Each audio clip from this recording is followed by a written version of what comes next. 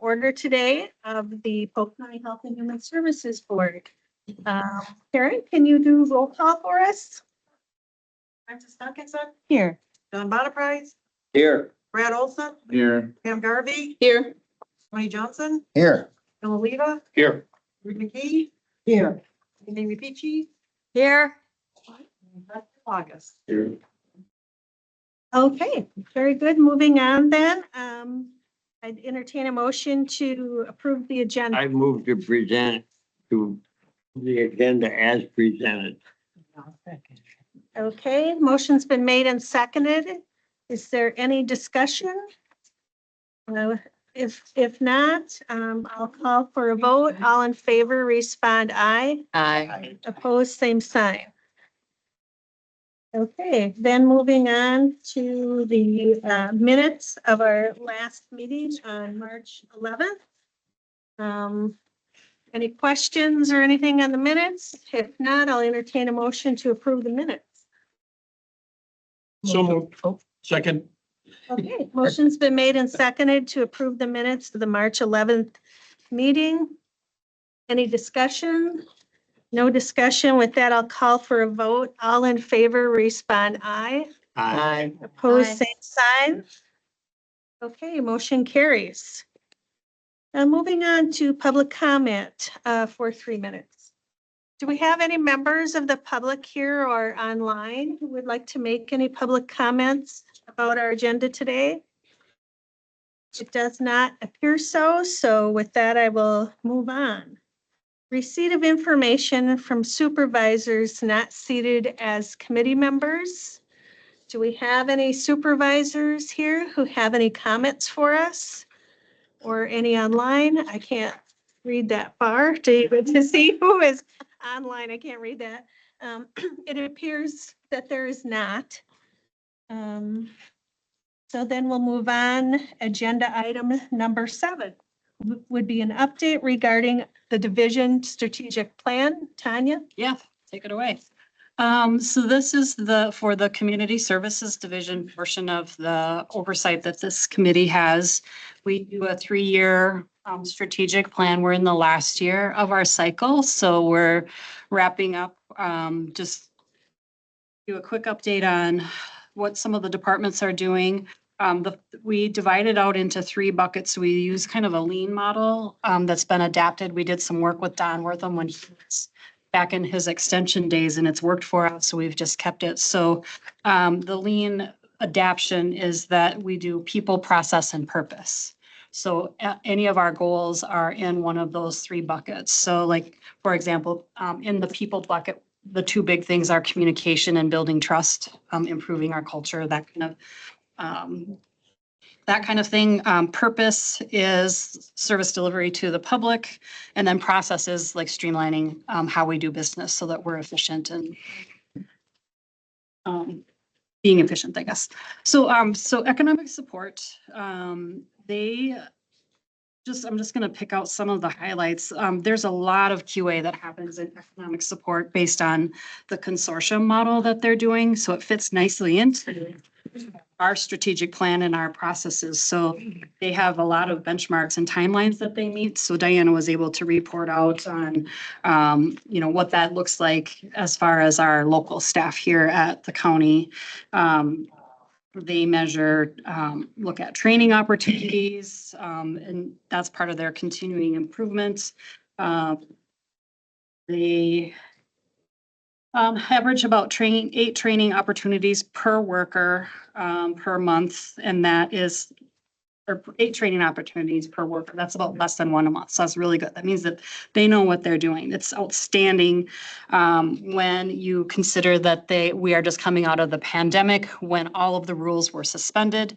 We have a fairly new workforce in that area, and it just tells us that they've really picked up and they know the processes that are dictated down by the state. So they're doing a super job on that. Processing the management evaluation review. That's where they send in our secret shoppers and test us on making sure that we are following those rules that the state sets out for us. I think we received nothing but glowing remarks on that one. I believe that one of our workers was even mentioned at the state level for her level of customer service that she delivered and being spot on with her interpretation of the process.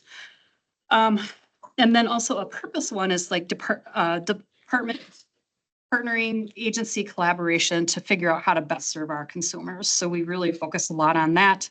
I'll move on to business services unless Diana, you have anything to say? Nope, you're good. Okay. So business services, they're the guts behind all of the front-facing work that we do. So some of their processes that they were working on is looking at electronic authorization processes, doing everything basically through an electronic process. So we have a way to track it, look at how long it's taking us to get our authorizations out, and just that efficiency piece. A lot of our training requests, we used to use a lot of paper, and they've streamlined that and made it more electronic. So just to keep it moving through the process and getting people what they need along with the services that the consumers need. We are in the process of doing standard operating procedures for drug screening, records requests, and then we have a lean project for crisis contracted services that we're working on just to straighten that. For the people and culture portion of what business services is doing, they are adding shared leadership model to their business team, working on cross-training and utilizing OneNote to have shared workflows. They are promoting worksite wellness.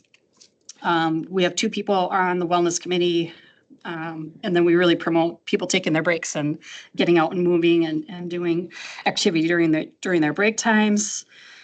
We have 1 team member from the business services team on the awareness and resilience committee, which is a culture committee that we have, improving the culture. We focus on some professional development, and then just meeting every month to make sure that we are staying on top of our fiscal and our operations side of what we need to do. Within the purpose and products, we recently completed a resource guide for our staff, so they have it right at their fingertips to be able to look in when they're in a hurry looking for resources available to the public. They've got that readily available to them on the hub. We are also, with our generalist team, we're looking at building those relationships in the communities with 211 food pantries, churches, et cetera, so they are familiar with the services that we're providing. We're working with other departments on surveys, mailings, hope kits, hygiene kits, providing updates at staff trainings on processes to the other departments so that we can develop a process all we want, but if the departments don't know that it exists, it doesn't do us a lot of good. So they're getting out and meeting with the other units to talk about the processes and implement those. And I believe all of our fiscal responsibilities have been shifted to the business services team. So it's taken about 8 years for us to really look at the one-stop services model with community services. So previously we had a little fiscal here and a little fiscal there, but now we've been able to streamline that all into that one unit downstairs in the business office. We also do the newsletter. These are all in the people bucket. Newsletter for communication. The employee of the quarter, we celebrate through nomination by their peers, an employee of the quarter. We're doing foundational training on some trauma responsive work that we're doing. All new hires get DISC and inclusive culture training. We send out the CSD communications as needed. That's one of our ways of communicating out information to all staff. And then looking at some more process things, the test forms, fleet vehicle reservations, which, you'll hear us grumble about that from time to time, fleet vehicles, but we're working on improving that reservation system so people can get cars easily and get out to see their clients, consumers. We do have a member of leadership on the new steering committee for the new financial system that they are working on, and Don and Sherry. And then working on some more countywide trainings, like the safety training that we're currently working on with, Kim not here, so she doesn't get to say anything because she's not here. She was pretty inclusive there. So for Department of Children and Families, some of their completed deliverables, process line, they've created a template for new hires to check off on the areas of training and development that they need. Purpose, we contribute to statewide caseload studies. Process, created templates for DCF staff. So temporary physical custody and protective planning, they do a lot of that. So looking at making that a little bit easier. For Purpose, a youth justice diversion program. So it's a diversion program that they are just getting implemented, correct? Yep, about the last 6 months. Protective planning, training for staff. So that's in the people bucket, getting our staff trained up good. We are working on creating, or we did create a YASI policy and procedure document, and YASI is the Youth Assessment Screening Instrument. So that's in the YJ and the youth justice arena. So our kids who are potentially facing some delinquency charges, that's one of the screening tools that they use. And we were one of the pilots back, 2018. 2018, 6 years ago or so. So we got to be part of the initial development of that screening tool through the state. In the people bucket, they do monthly face-to-face with DCF and monthly face-to-face all staff meeting, which we got back to after COVID. Everything was virtual there for a while, but they find some value in face-to-face, including some monthly team building during that meeting. They implemented a collaborative learning opportunity for screening reports and on-call training for new hires. Developing and implementing a DCF plan to build trust and value. And then there's a bucket of ongoing deliverables that some of those are state requirements, like the percentages of being timely with their investigations and things like that. So for behavioral health, they had a purpose in the purpose bucket, clarifying our role in the prevention arena. In process, we are improving the ways of working, behavioral health ways of working through developing workflows and standard operating procedures. You'll hear a lot about standard operating procedures for us. It seems to be really important these days. For process, they implemented the Department of Health Services Chapter 75 rewrite. That was a really big deal. So purpose, becoming a trauma responsive agency. And then they have some ongoing goals, ensuring that the services meet the needs of the community. So kind of a right sizing to ensure that we are meeting the needs of the community. That's in the purpose bucket. Another purpose is developing key partnerships within the community. Developing a provider network. That one's under development. We hear a lot about a service desert up here. So working with probably the CSD generalist team and some marketing, developing what does that provider network look like. We always tell them they got to go out and turn over every rock to find those services. And a lot of times they are turning over every rock. In the people bucket, improving communication across the CSD departments, improving employee retention and building trust. For public health, that's the last one in our little report here. For purpose, the developing key partnerships. So providing our WIC services for Washburn County, along with Sawyer and Burnett as that 4-county consortium that we developed a couple of years ago, updating the Polk United Coalition structure, which is a requirement for some of the grants that we receive. community health strategy group, improving our public health and school collaboration.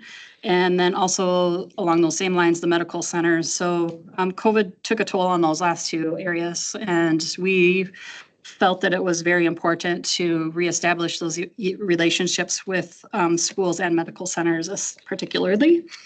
In the people area, increasing employee retention. So we're looking at improving the onboarding process, staff recognition, form and maintain an active public health employee engagement committee.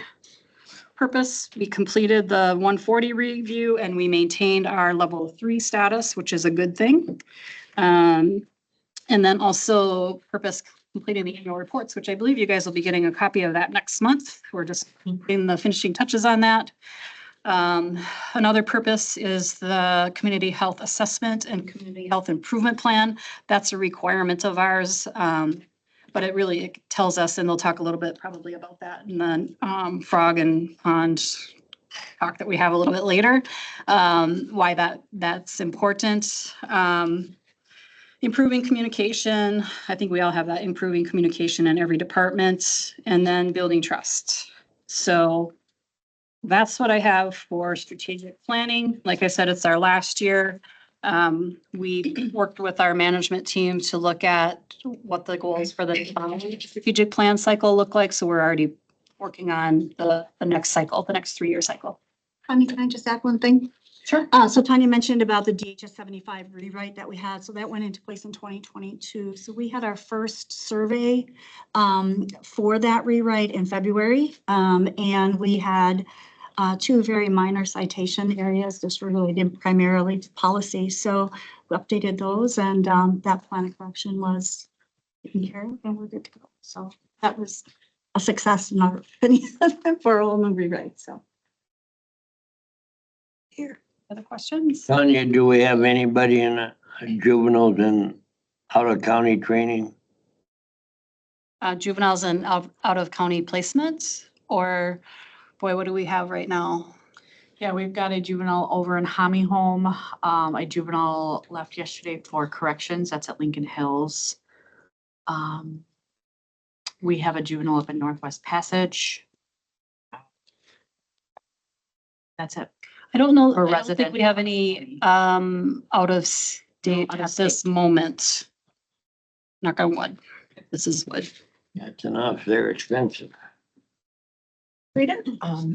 What was Yazi again? A youth assessment? Youth assessment screening instrument. So it helps to guide how they structure their services and court order. Yeah, it gives us a risk level for recidivism. And then it also gives us a strength level too. So they may be low risk, but high in strengths, or low in strengths, high risk. And then it helps us decide what path to take, whether we're going to do a DPA, formal petition, close out. So like these 3 that are placed, they all went through this assessment, Joel? Yep, it happens at intake. So when we receive the referral and our intake worker does a intake with the family, she does a short screener with them. And that gives us a risk level. And then if we go formal petition, then we do a full screen that includes a case plan too, that's reviewed with the family and created with the family as well. Okay, great. The other quick question, if I could, you said that part of your public health strategic plan was to improve relationships with medical centers, like say St. Croix, Amory, those type of things. And how, I mean, just briefly, how did you do that? Get a. So we called it the roadshow. So we went around, our leadership team scheduled with those leadership teams and just went and talked about services we offer and some partnerships that we could. Okay. So We also included the long-term care facilities too as a add-on, and I believe that we're looking at law enforcement as well. So to do the roadshow. to do the roadshow, yeah. All right, thank you. What did you mean by shrink? By what? What did you mean by the word shrink? Thought you used the word shrink. For the partnerships with the I don't- centers? I went to a shrink one time and been the same since. Yeah. John's back. Supervisor Garvey. Just a couple Sure, questions, that was because approved. you covered, I mean, an expansive amount of information. And so I was just curious, so a couple of notes I took. So you mentioned secret shoppers. So that comes in, I'm just curious. So that is the state hiring someone within the county then to, I can explain that. thank you. So annually, we have our management evaluation review done that is for our food share program. Okay. And that is part of our federal government contract. Okay. And they have staff at the state level that will call our call center, or they will appear at a local agency and basically act like a consumer and make sure that they are being offered all the different ways in which to apply and that we're protecting their date of application and all of that stuff. Okay. And we don't know that Sure. until we do every July or August, we will do our exit interview. And then we will be given a list of what counties had secret shoppers and how we fared through Okay. that. So just curious then, in the different services that are offered then, if they're not, is residency not a requirement? Wisconsin residency is. Just Wisconsin, okay, not necessarily county residency? Yes. Okay, because I was just thinking how you get a secret Counties, shopper from, and actually across the state of Wisconsin, if somebody was here from Milwaukee, they could walk in here okay, as long as they're a Wisconsin resident. got it. I was just curious how you could kind of infiltrate that. I was thinking it would support a county type. And every year our secret shopper looks a little different. One year, their focus was on civil rights. And so we had a non-speaking consumer show up at our front desk and then A non-speaking? Not English. Or not Non-English. Non-speaking, non-English. Okay, yeah, okay. There we go. Yeah. So then we had to use our language line and Sure. use our posters and all of that stuff. So every year we have a different target area Got on that. So Okay. they always got to be on top of their game because we really never know what's going to come our way. Absolutely. For that. Oh, thank you. Did you have another question or no? I just had a couple of things that as far as, so the overall, the update, so this is kind of saying kind of how you've come through your strategic plan up to now, and then you're working on goals going, so then it'll start again in 26. You'll have a new, and is that something then, just curious, that original plan then, does that come before this committee as well too? Or is just kind of an update as far as how you're, and it's just curiosity. I think we will present it to you with the new plan, and then every year of the 3 years, we give you an update. Got it. That's what this is. Yeah. Super. Thank you. Bill. Tanya, on her line, how many years between strategic plans? What, is there a timeline that you go through those? Is it 1 year, 2 year, 3 year plan? 3-year plan. Are there what are called boilerplate strategies that each department has that you review? Because when you do a strategic plan, there's always what they call those boilerplate things. How do they determine which ones are boilerplate? So that's where we worked with Extension when we revamped the strategic plan 2 cycles ago, so 6 years ago, to have those buckets of people, purpose, and process. So we put it into one of those 3 buckets when we're looking at goals. Okay, thank you. Our engagement survey plays a big part of the people bucket, so we take that information and embed it into. Thank you. And then process, I mean, that's every day. Every day we're finding a new process that we can improve, right, Kathy? Supervisor Olson. So how many of the goals within the strategic plan as it ends have you accomplished? So let's see, there's a lot of goals in there. I didn't tabulate, and they reported out on some of the.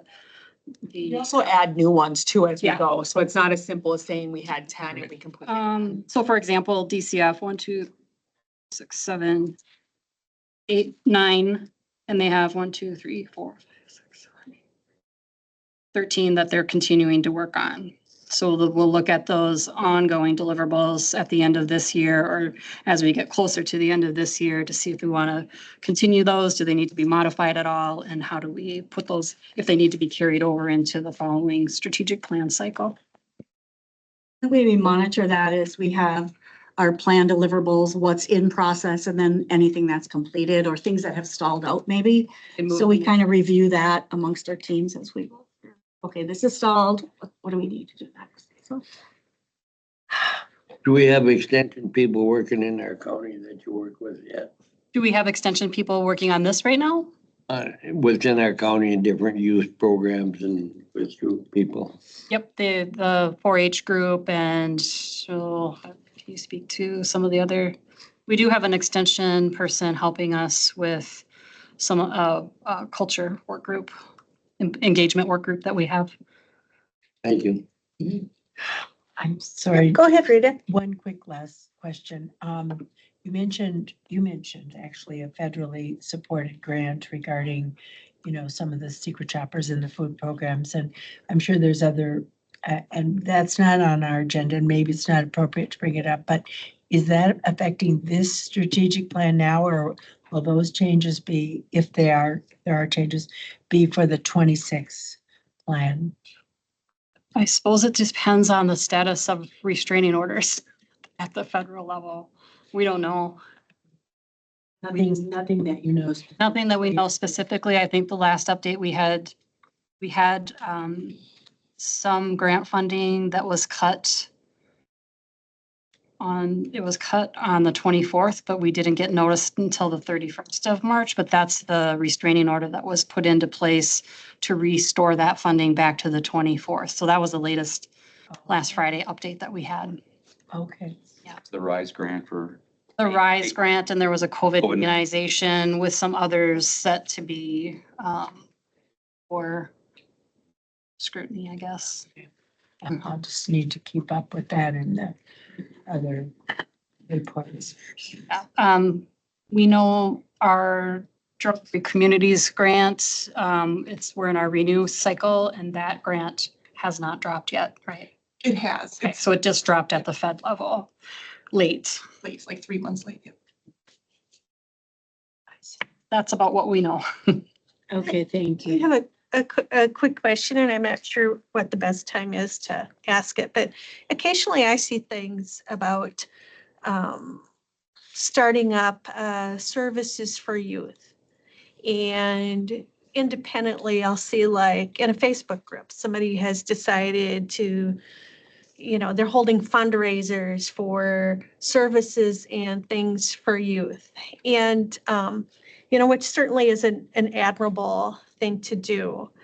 But are those things are not affiliated with any of the county services, if I understand correctly? So, I think it's great that people want to do that, but also, is there any mechanism or anything, or maybe this is even our job and we don't care, to kind of make sure these things are legit? Yeah. And that they're on the up and up. I mean, maybe that's not our job. And like I said, I admire people who want to help out and do good, but I also don't want to see anyone be taken advantage of financially or otherwise. So what's the recommendation? Just if you see something like that, just to ask some questions or contact? It seems a little heavy-handed, you would contact law enforcement, but Yeah. should people contact your department or? You can certainly contact our departments. We'll figure out where it needs to go, if it's a licensing issue, if it's actually affiliated with the county or not. I know there's one out there right now that drops Polk and Burnett names, implies that it's connected to the county. It's not connected to the county. But I think just using your common sense and, reading through it and vetting it out yourself, but we could be subject matter expert. I know I've questioned some of the stuff that's going on with it and, Yeah, I check, if they're set up as a nonprofit, you can check their nonprofit status, things. Yeah, that's my concern, is that sometimes it appears that they're trying, or that it may be confusing to people if they are officially. Seems like it's endorsed by the It's county. not. It's actually not. Yeah. Just a quick, And Yeah. that is so in line with all the other scams that are out there. And I'm finding that one of the public services we could do just personally and maybe as a county and through whatever organization, we have got to be so careful about really vetting any of these money, any of the things that are asking for donations, because they will look like they're associated with some group, and they're not. They're just using that name, even that logo. And there's a lot of scams out there. So, I mean, it's up to the consumer to be discerning. Yeah. And we can't vet every one of those. But everybody who considers giving money, that would be a public service to say, vet this resource. This could be a scam, and that's public education. Thank you, Rita. Yeah, I mean, we I have share your concern. to do it. Dr. Lagus? Is there any way the county could function as certifying that this fundraiser is supported by the county? I think so. I think it's maybe, Certify that it's a legit. We don't have the staff, nor should we be involved in those. No. and I mean, anybody can start a nonprofit, to be honest. So hopefully their intentions are good and they're doing it for the right reason. Your question, you see something with Polk County on it, give us a call, we'll let you know if it's part of us or not. Any other questions for Tanya? Nope. I think I'm up next. Okay, so then we will move on. We have our review of our public nuisance ordinance. So this went through environmental services last week, as there are sprinklings of zoning code, and so we've got Sarah T. Logan came, so thank you for that.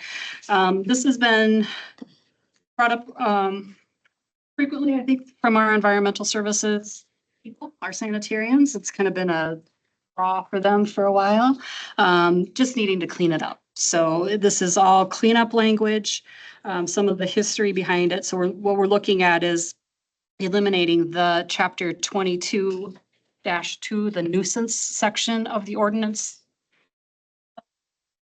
That up for me, thank you. So this is the stapled copy, is the long drawn out micro version print, if you can read it. I just wanted you to have it in its entirety so you could see what we were actually doing. And then I tried to blow up the actual comments and changes with the color so we could walk through the actual crosswalk of where it's covered in other areas. And I think they did that at zoning, yes, last week, right? Just focusing on the land use parts that were in chapter 40 and 42. Okay, so those are the blue comments that Logan reviewed. I'll talk about the red comments. However, in the main body of chapter 16, which is our human health hazard, since we were updating, I thought I would take the opportunity, see if this committee would be okay with, on the third page, section 16-5, it's just some cleanup language that refers to the health officer rather than he. Right now it's a she, so I just think that it should say the health officer. Yeah.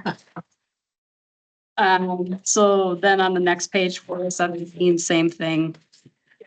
There was a preposition in the grammar thing, not all crazy, so I took that out. And I think those are the only changes that I had proposed in the human health hazard. Otherwise, I think it looks good. So we're going to update if we update to health officer grammatically correct document. You need a motion for that? Well, is it an action item? You'll have to do it as a resolution, and it'll have to be a separate item. So So right this now- is just so understanding of the red lines and the. I think the committee asked for that last month.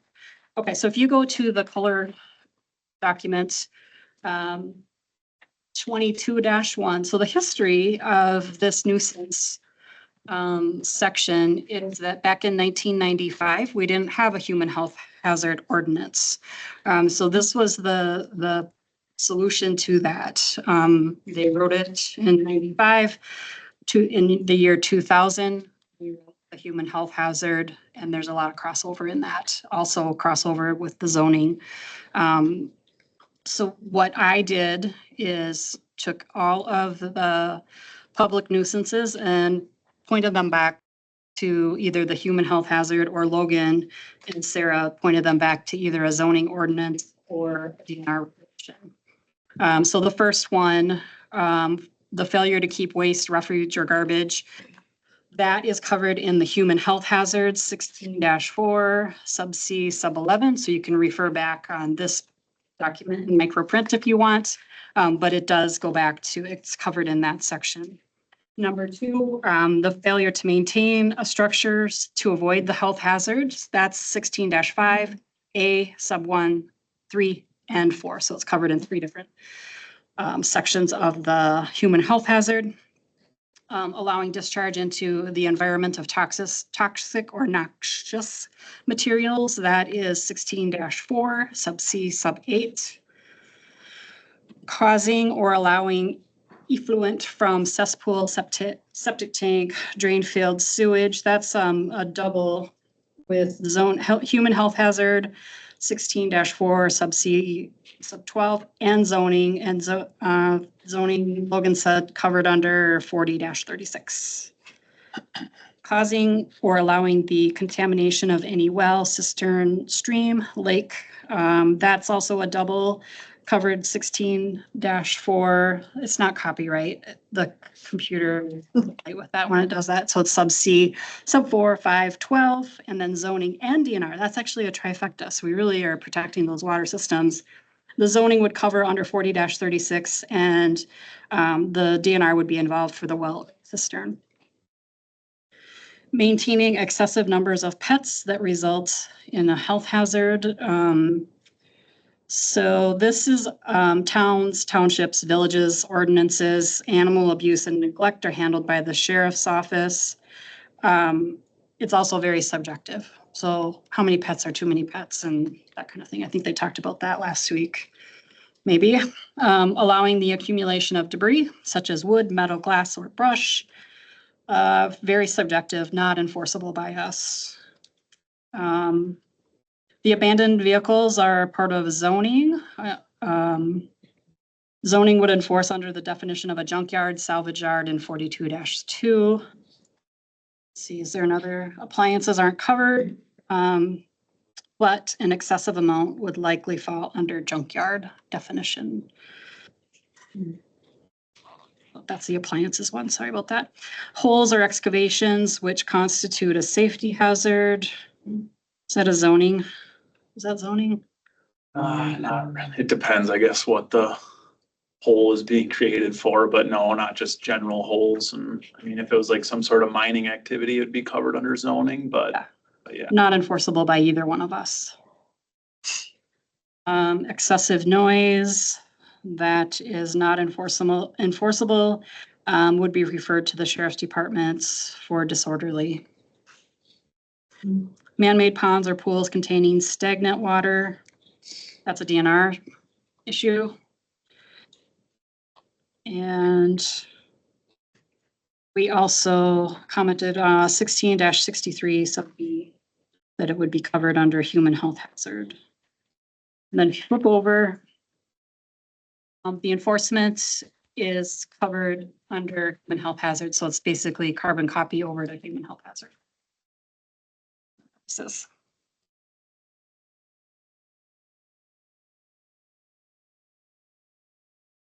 Okay, Pam? So yeah, I had a chance, we did look at this environmental services last week, which I am on, but we just had the crosswalk and says, oh, it's covered, it's covered.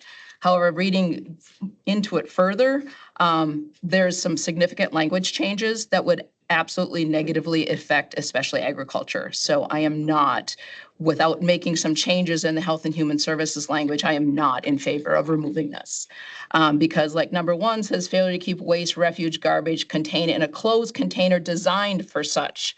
We refer to 16-411, it just talks about general waste accumulation. and any substance that's either handled, stored, or disposed of in a manner that creates a human hazard or in which flies, mosquitoes, disease-carrying insects, rats, or other vermin can breed. That opens the door open completely. I mean, we just had a presentation on health and environmental services where they just constructed a manure storage facility that has a 6-month capacity. That will potentially have flies, mosquitoes, and things like that. That exact could be then falling under a nuisance under the Health and Human Services ordinances. I understand maybe they're in conflict, but by removing this language puts agriculture and anyone in that kind of situation at a significant detriment, at least to try to discuss what is the purpose of the ordinance. Again, the other one that I was really highlighted was allowing any discharge in the environment or toxic noxious materials in such concentration as to endanger the public is number 3. So define endanger the public. And then when we go from there, we go to 16.4.8. It just says toxic and hazardous material, any chemical or biological matter that is stored, used, or disposed of in such quantity or manner or has potential to create. Again, we're saying that it's a specific danger or potential to create. Manure absolutely can be one of the best recyclable uses of nutrients that we have as far as natural, organic, positive. But we all know in excess or a spill can have the potential. So I am really don't like the change in the fact that we say this is covered. This is covered, but it removes a lot of intent that was in this public nuisance piece. Okay, so would you like us to bring back that more definitive language into the human health hazard? Is that what I'm hearing you say? If we need to move it, then that definitive language needs to be moved over. And I don't know if timing or whatever, but yes, the fact that the intent of this to me reads much more like if it, the intent, where this just says it could be. So yes, if we're going to do that, if we're going to remove this language needs to be updated to have that better intent, in my opinion. You can consider that. Okay, Supervisor Olson? Yeah, along with that, I would say that on number 1 there, on waste accumulations, I mean, at the end of the day, excuse me, if you have a board, if you have a tire, if you have a tarp laying in your lawn or somewhere, everything in here can happen.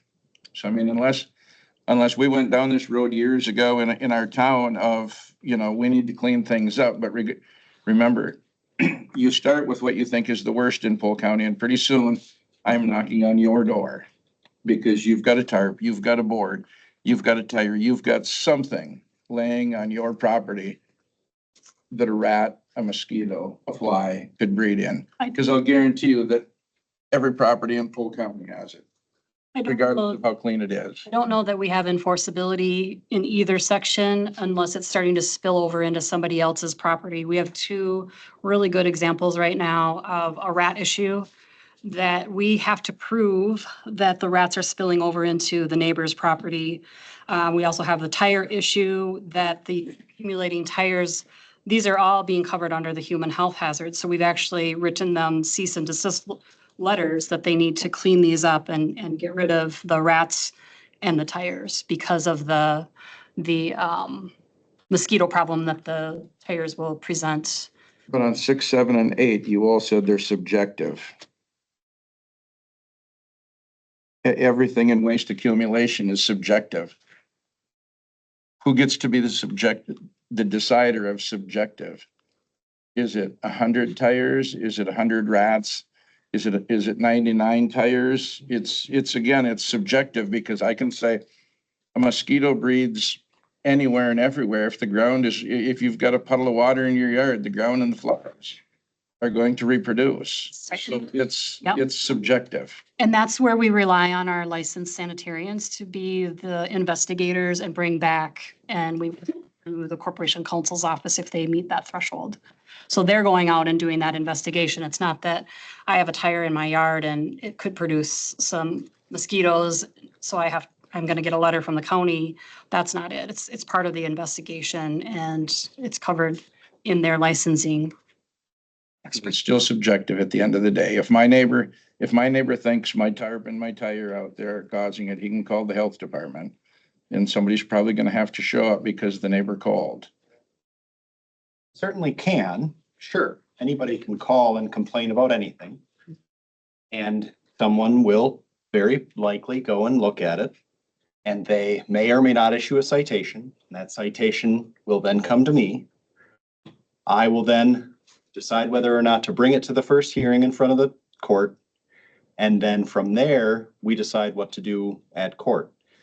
There's a lot of discretion in those 4 steps along the way. Tanya said a lot about enforceability. The question of enforceability is, all right, we issue a citation. Are we going to win at court? That's the enforceability. It's not as though we can't issue a citation. It's not as though we can make those subjective determinations. It's not as though those things can't happen. It's if we bring it to a court and if we go in front of a jury, is a jury reasonably going to say that one tire is a human health hazard? No. So someone along the way is going to exercise their discretion. If it gets to me, I'm going to exercise my discretion and say, no, that tire isn't a human health hazard. There's no way I'm going to convince 6 people on a jury panel that that's the case. Additionally, the human health hazard ordinance already exists. That you're saying, it sounds like, that you're concerned that by removing this, it's going to make that ordinance stronger. That ordinance is already there. It's already being enforced. So any concern that it's going to be enforced differently, I think is rooted in a misconception of what's trying to be accomplished here. The point is, they're not enforcing these. They're enforcing human health hazard. They're enforcing zoning. And that those things are encompassed already. So this ordinance is redundant. That's all they're saying. They're not enforcing these because they have alternate routes to enforce. And so a concern that they're going to change the way that they're enforcing simply based on removing this, arguably, I guess that could happen, but I don't know how or why it would, is what I would say. Did you go through the CAFO fight? Yeah, you I'm weren't just here, saying- Joe. For the CAFO fight and the fact of what they were saying, that animal waste is a human health hazard and therefore it can't be. And like, that's why I'm so concerned about, I understand that they're enforcing this and they're not enforcing what's currently there. But the fact that it's currently there at least gives someone in agriculture a leg to stand on, saying, no, the intent is over here saying, if the structure is broken, that's not that I actually have manure, but if my manure storage facility is wrong. There were lots of arguments at the time saying that animal waste was a human health hazard. And by removing the intent of saying, hey, it's just animal waste and it could make you sick, that's a human health hazard. Guess what? You're out of here. But I think that argument is going to exist regardless of whether or not this public nuisance ordinance exists. Oh, the argument does exist, but the thing is, at least we have current ordinances in the county that say something slightly different. So by taking this verbiage out, all of a sudden, all we have is this verbiage over here. And all of a sudden, it's taking away the fact that, well, here it says, I mean, to me, they're conflicting, or at least they're not similar enough by saying that if I'm not managing because over here, it doesn't say anything about managing a manure storage facility. It just says that you have manure, it could be a hazard. Well, over here, it says if you're failing to manage the manure storage facility correctly, basically. And it's spilling over onto Right, others' property and land. If Yep. it's on your own land, that's, Well, and probably the zoning office or the DNR. I'm just saying that by removing this completely, it's saying that this isn't valid and this is what we're following, and this does not include any language like that. I don't know. that. I think I understand what you're saying. What I would say is I can be speeding and reckless driving at the same time. Mhm. And in fact, I can be reckless driving by speeding. Simply because there are 2 different statutes doesn't mean that I'm not, if we get rid of speeding, that doesn't mean that I can't be held responsible for reckless driving anymore, or now all speeding is reckless driving. The 2 enforceable statutes continue to be enforced, or in this case ordinances, but they continue to be enforceable. Simply removing one doesn't make this one any more or less enforceable. So I understand what you're saying. I think you're saying, well, we can at least point to it and say, well, that's not the intent of that. And that's fine, I guess, but nothing stops a person in the community services division or a public health officer from going and trying to enforce that human health hazard right now. And you might be able to say, oh, well, the intent is this. Well, the plain language of the ordinance says that they can. And so you're in violation not only of that human health hazard, you might not be in violation of this, but you're still in violation of human health hazard because that is designed for X, Y, and Z. So But this at least gives me a leg to stand on. It gives me something to say that the intent was if you are not using the facility correctly. It calls out a storage unit. It calls out using things in excess. All I'm saying is that I know this is in effect. I'm saying is that if we're removing this, we need to change the language so that this language is over here.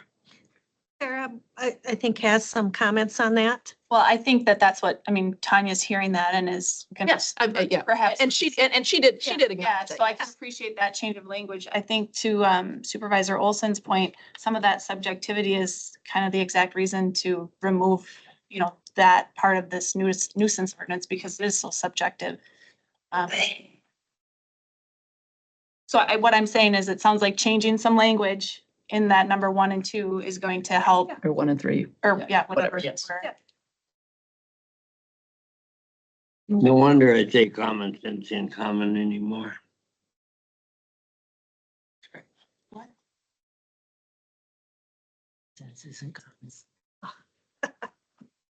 So does the committee or our legal advice have any thoughts on how to move forward and what they would like to see changed or not changed, or how to meld the two things together? If I understand, Pam, that's your Yes, concern. absolutely. That's my I didn't concern. get it Thank you. at first, but after listening, I understand what you're Thank getting at. you.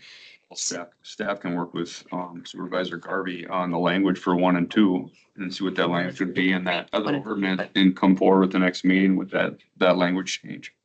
Does that sound reasonable to everyone? Sounds good to me. Yep. Okay, good. Thank you for bringing that up. Yes. Do you have a question? Was there any other questions here regarding this? No, if there's no other questions, then we will have this on next month with some suggested changes. Thank you. Okay, and number 9, then? So I'm just gonna stay right up. Overall question, Oh, okay, sure. overall, there will be a public hearing on this at some point. That was a question brought up at ES, if we're gonna do that and change the language. At that point, if we're changing the language, I would say yes, a public hearing would need to be done. especially if we're changing the language in the Yes. human health hazard ordinance. If it were just the removal of this section, you wouldn't necessarily need to. But if you're modifying the human health hazard ordinance or the zoning ordinance to incorporate any of those changes, then you will have to have a public hearing. Yep. Okay, Okay. can I back up and Supervisor have Olson. another question Yep. on this? Sure can. So number 6, maintain excessive number of pets.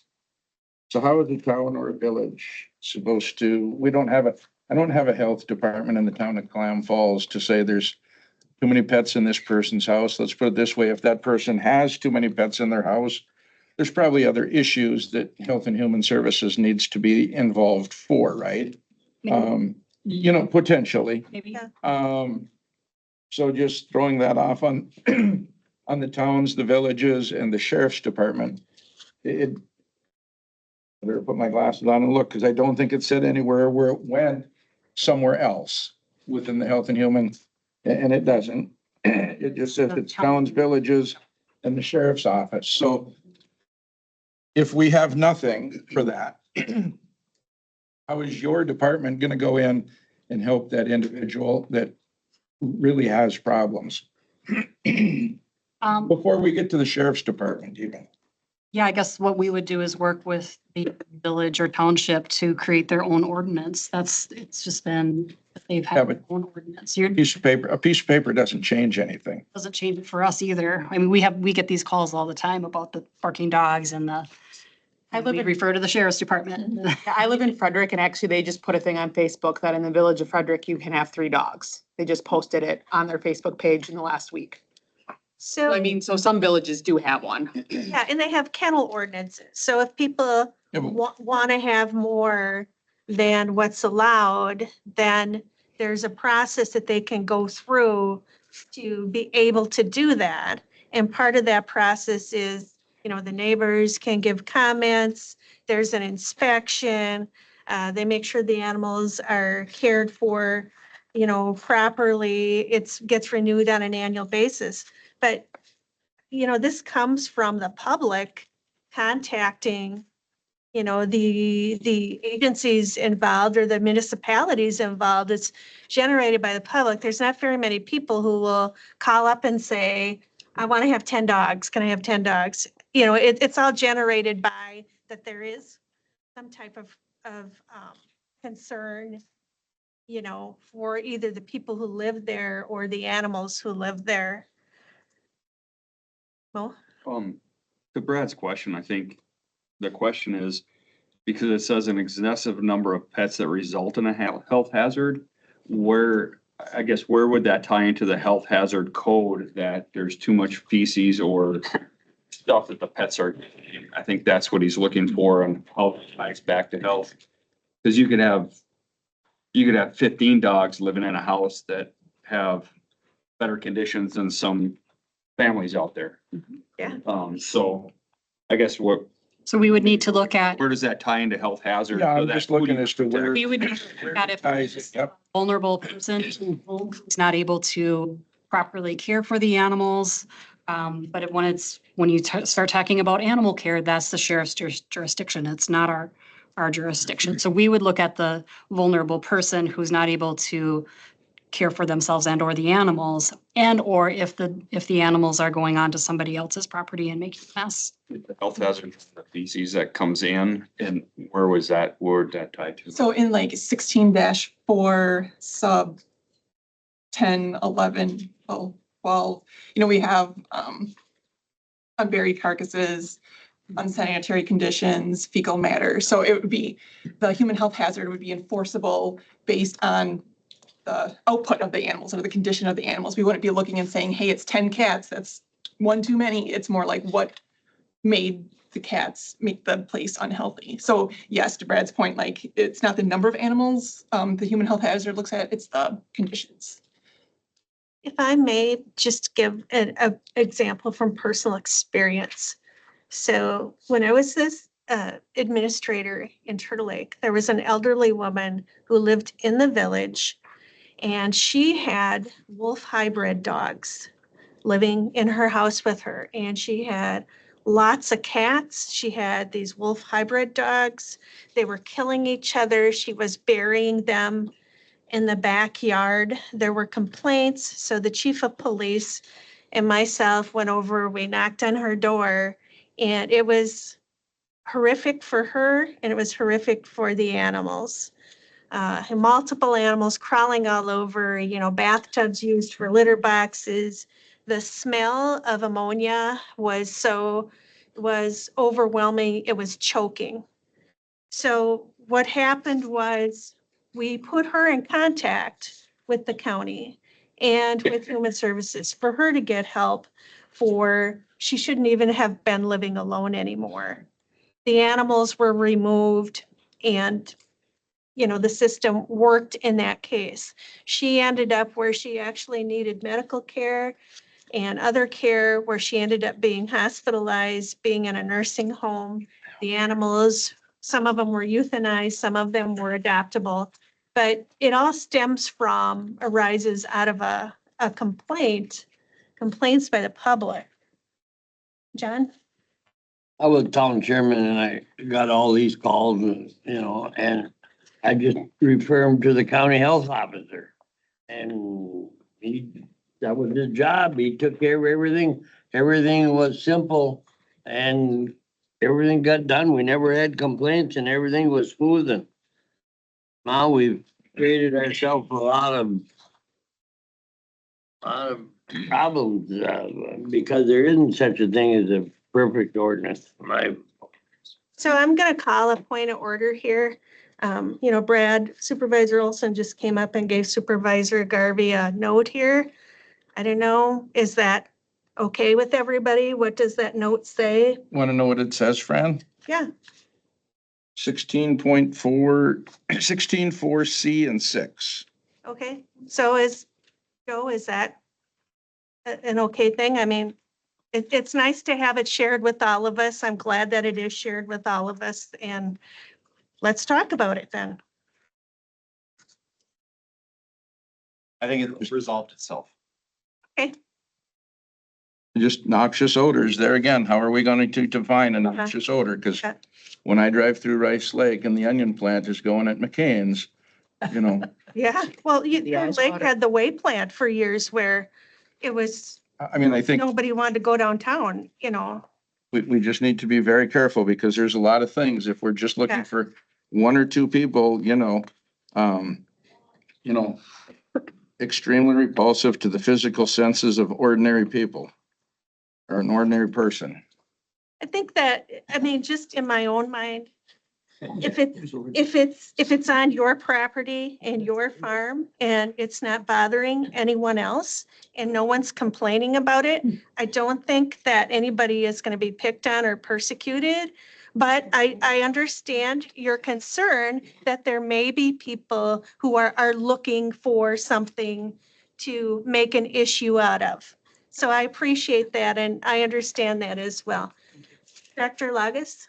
On my previous stints on the county board, we dealt with a cat house in St. Croix Falls where Yeah. this woman had 218 cats. Then there was a Chihuahua house in south of St. Croix Falls. I can't remember if it was in Dresser or Osceola. That had a couple of hundred Chihuahuas. And so Yeah, I remember. department had to deal with these issues because to enforce the nuisance ordinance as we had at the time. And so I think that we need a nuisance ordinance and however you want to define it, but I think there has to be some mechanism where if these situations recur, that the health department is the one to deal with it. Rita? I'm thinking back to, what is his name at the very end? Mr. Said regarding discretion. And I think in an environment of paranoia and fear, these could be used against people. Anything can be. And if you get a attitude of wanting to attack or get against people, these could be used in that kind of culture. Hopefully, we do have the systems in place where, the discretion of the steps it would go through. Somebody could say, this is ridiculous, Right. or It's what's, 3 lines, so it starts with our investigation. They'll go out on site if needed. Next step is the corporation councils, and the following would be the Well, courts. it'd be the judge and potentially a jury, then the appeals court, Supreme Court.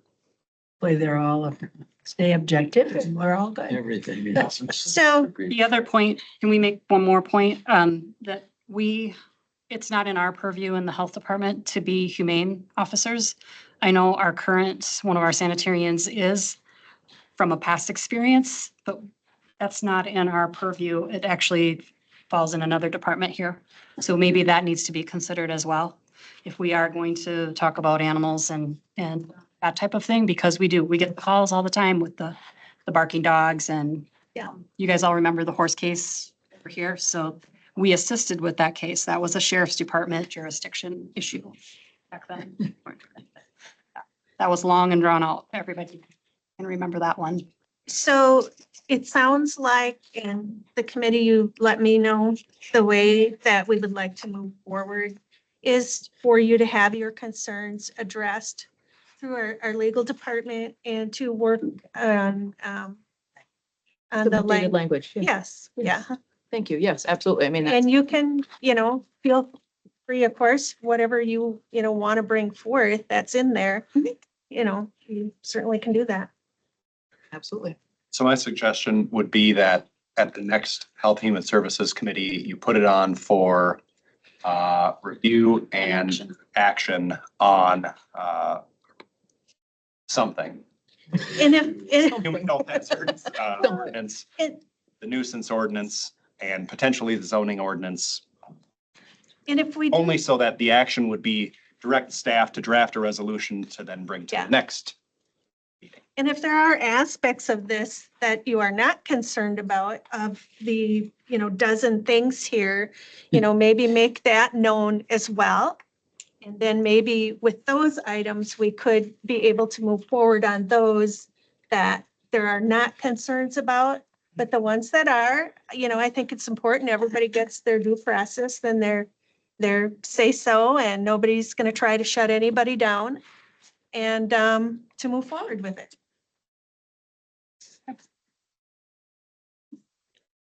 Yes.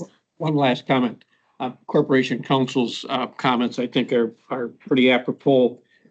I think there's every ordinance that you write, every statute that's there's going to be some conflict with it. You know it as litigators. So it comes down to two words: what's reasonable and what's prudent.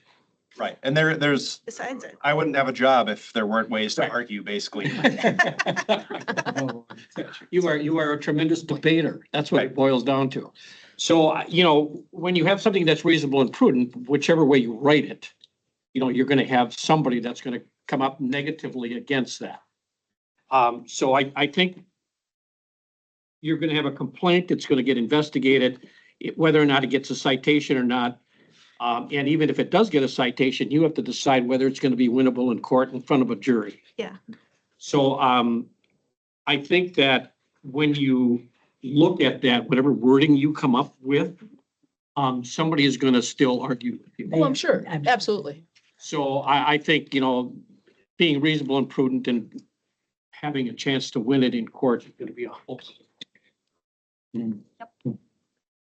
I always think about it way back when, from an officiating standpoint, you had two words: what's the spirit and intent of the rule? Going forward from the other profession that I was in, what's reasonable and prudent when you write policies? What's reasonable and prudent when you write ordinances and statutes? So good luck writing that. Has the sheriff's department, Yeah. has the sheriff's department been part of this review? Well, not this current one. A few years back, oh boy, they wanted a separate nuisance ordinance all on their own. We did a bunch of work on that, That's what I and mean. it ended up disbanding because nobody could agree on, it was all, Your job. no, it's yours. So we were not able to propose an ordinance to any committee. Brian talked about it last week, right? John laughed at me when I said officiating. I've had the opportunity to rewrite rules for both basketball and football. And somebody would come and say, why was that rule rewritten? I don't have an answer for you. Because I said so. It's, Is it not working? things change over years and over decades, and new rules come out and you have to comply with them. That's right. So, and I understand that. Every time I blew a whistle, John hollered at me. Not enough. That's my case. That's what I mean. Time changes everything and, between our health officer and the sheriff's department, they took care of everything. And sometimes we're making things a little more complicated than what we should. Well, there isn't anything that's going to cover every situation. Keep it simple. Right, and I know that we are in communication with the zoning office regularly and sheriff's department when these types of issues do come up. So we'll see what we can come up with. All righty. Is everybody okay moving on then? Yeah. Okay, I don't want to do it prematurely if we're all ready. Okay, and let's move on to number 9, which is our crisis ad hoc committee report. Get to stay. The update on that is that we've been working with Senator Tom Tiffany's office on getting all of the legislators corralled into one area to meet with us. We've included our western and northern region, both legislators and human services professionals in that. So we'll be holding a summit. May 23rd was just confirmed in Rice Lake at a venue to be named to talk about the crisis issue that we have in western and now northern region with the closure of the hospital systems that we were used to using, the longstanding issue of lack of resources in this area. So the director group is working on putting together some data points to share with legislators, as well as narrowing in on what that ask is of the legislators to help us with this problem. So I'll send out email to committee members. We want you all to come if you can, along with our sheriff's partners, legislators, county board members. Everybody's going to be welcome to attend. I believe we're going to try to have it at the Northwood Tech campus. They have a really nice conferencing center there. It'll be in the afternoon, 1 to 3. She did say, though, if we can't make that work, the entire day is open. So it might end up being in the morning, but the 23rd of May, Rice Lake, northern, western, lots of people. So that's a tentative date then, Tanya? No, it's confirmed. It's It's confirmed, confirmed. May Yep. 23rd. Just the location is not confirmed. The location, yep. We will find a venue, even if we have to hold it change it over to Barron. They have a very large auditorium in their courthouse, government center. We could do it there. We could do it at the Rice Lake campus. There's lots more venue options for us in that area than here. And we figured more centrally located. So since we're pulling northern down, we'd save them an hour or so of driving. Sure. Well, thanks for putting this together and the work on it. And I know when you work with a lot of different schedules, it's hard to get everybody on the same page and you can't always accommodate everyone. But now that we do have a date, we can get it on our calendar. So again, thanks for your work on that. Was there any questions or comments? Rita? Is it possible to Zoom it? Oh, yeah. We can try. I mean, I don't know. If it is, I will be in. I know the last time we opened up a team, so people who weren't able to make it could at least listen in. Just listen at least to hear what's going on. All right. Yeah, I'm gonna have that option. Actually, I think I'm done for the day. Okay. Then we will move on to agenda item number 10, which is the update from CJCC. Madam Chair, I can provide that from back row. Don. I should mention that we've had some change with respect to treatment court. March was Judge Toland's last month, and I think he had served in the capacity as treatment court judge for 7 or 8 years. So if you have a chance, you see him in the community, congratulate him. He did a wonderful job. Judge Anderson is now the presiding judge over the treatment court as of April. You may also be aware that one of the treatment court team members, Assistant District Attorney David Stillen, has taken a job in Adams County. So we're regretfully saying goodbye to him. We've also lost a public defender to Pierce County, if memory serves. So the team overall is in transition. Although we think still got a good handle on things. I will give you an update in terms of numbers now. We currently have a total of 6 treatment court members with 1 and possibly 2 referrals. One's likely to start. Within our diversion program, we have 2 participants, 5 in the intoxicated driver intervention program, and we're counting on a couple of folks in the first time offender program on April 28th. That's my report. Thank you. Unless there's questions. Thank you. Did you want to add anything to that since you are our CJCC? Oh, I appreciate that. I guess the reason Mr. Wortham is speaking is the coordinator is out. I can confirm that baby Felix was born last night, mother and child. Oh, Are doing well, so. good to hear. Good to hear. Nice. Okay. If there's nothing else on CJCC, we will move on to our administrator's update. Yes, Madam Chair. Just a few things. As always, sales tax right now, overall, we're up 5.1% from 2024 March, although March was down 7% from last year. County Road B from 35 to Atlas, you'll start to see work on that stretch, coming up here mid-April. The D.D. Kennedy Walking Bridge is finally, we have a contractor, Larson Construction, that's finally moving forward after 5 years of going through DNR review and everything, so it's slightly over what was budgeted, to that reason. So we've been rolling over those funds, since then. The grandstand, Clam Falls Dam is status quo right now, waiting on actuators. The grandstand, we got last week from the Fair Society, the final changes to the drawings. So the engineer's putting those together to get the bids out. So those bids should be going out in the next couple weeks. We're still watching executive orders coming from the federal side with funding. As Tanya said, the RISE grant, which was immunization for kids, that's $8,000. That was cut. COVID-19 had remaining funds of $49,000. That was closed out. Short with that. Also, that one youth that was remanded to Lincoln Hills. That's going to be a budget implication. Right now, that daily rate is $1,268 a day. Bill July 1, which goes up then right now proposed at 2305. So the remaining part of that year is about $538,000.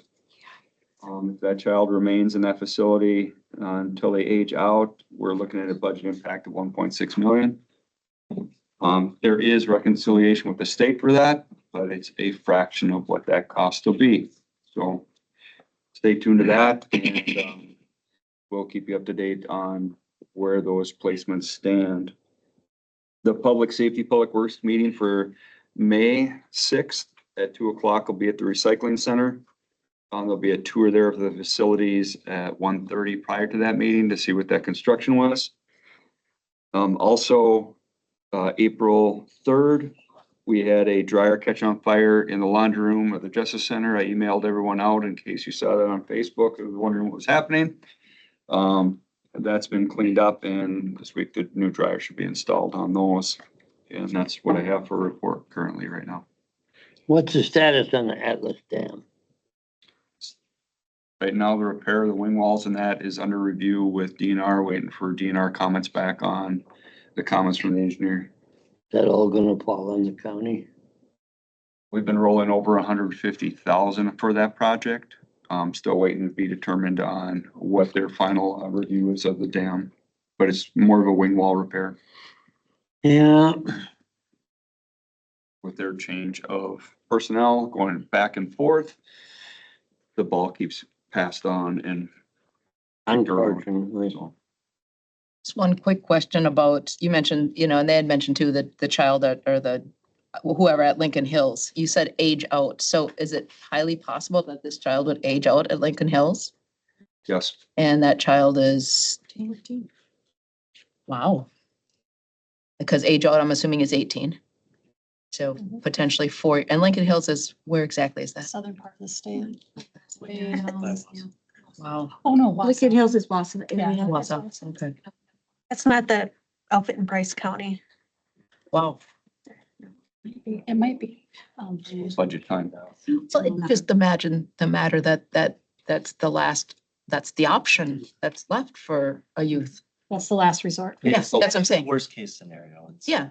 And right now that proposed cost of 2305 is what's recommended right now. There are at the county association level capers and trying to fight that to lower that cost down to justify that exorbitant cost that makes it difficult for a county to come up with that. Well, I guess it's good. Hopefully that, it's very unfortunate we have that one, but I guess to look on the bright side, there's not more than one. You know what I mean? It's not community safe. It's a public safety issue. Yeah. That's what it boils down to as well. For himself and for the public. Well, yeah, and I don't know. I'm sure this is all confidential, but I mean, you know, you don't want to see a school shooting or something either, you know, because somebody Right. isn't appropriately addressed. So I, you know, We better leave that alone. in any event, do we have anything else for Mo? Okay, then let's move on to agenda item number 12, which is an update regarding the ADRC commercial kitchen project. And we have Sabrina here from the ADRC. Oh, yeah, but guess I can spend some time up here too. Okay. No, you're used to Laura being here and, in what seems like a trend across, many departments, there's a lot of been, some higher end turnover. So you have me today. Again, Sabrina Nagloski. I am an aging unit supervisor for the ADRC and I, supervise the nutrition program. Last time, Laura was here, we had, kind of given an update on the fact that we had looked at, remodeling the Endeavors building, the end of the south end of the Endeavors building to, create a central kitchen for the senior nutrition program. And the price point that came in on that was $999,000. So that was a little over budget for the project. So we were kind of sent back to the drawing board and looking into different ways that we could get the program to work. And we just recently had a local restaurant come up for sale. The Red Maple Eatery in Luck is for sale. And the price point on that sale was what really sparked our interest. They're willing to sell the building and equipment for $299,900. Which as you can see is a huge difference between that and our remodel cost. So I was just here to kind of bring that to your attention and see what possible next steps would be if the interest is in us pursuing that. Mo?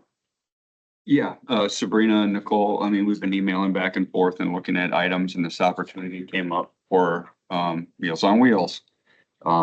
But I'm gonna throw a button there because